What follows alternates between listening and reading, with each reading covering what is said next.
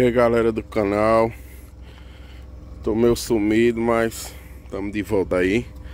Mostrar para vocês a novidade aqui da caixinha do meu Onix.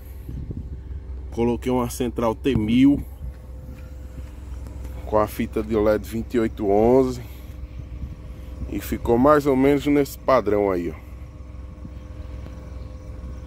E aí, o que acharam? Já tá com os efeitos já, a programação tudo direitinho, a programação para esse projeto em específico, né? E é isso aí, galera. Quem quiser um vídeo mostrando a programação toda completa aí, coloca aí nos comentários que eu faço, beleza? Vou botar o som para tocar um pouquinho aqui para vocês verem como tá.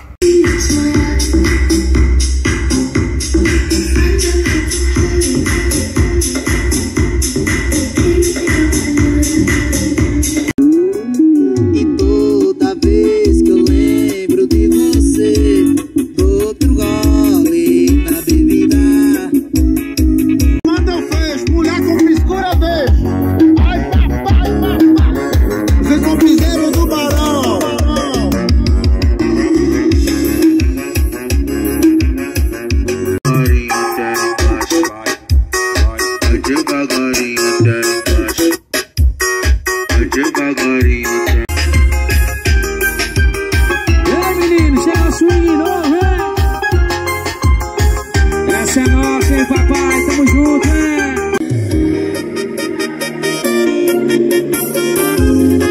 Pregando Caster, uma tonelada de sofrência.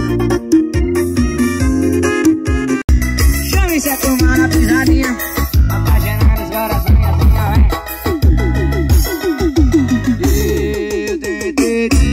lá pega a roda.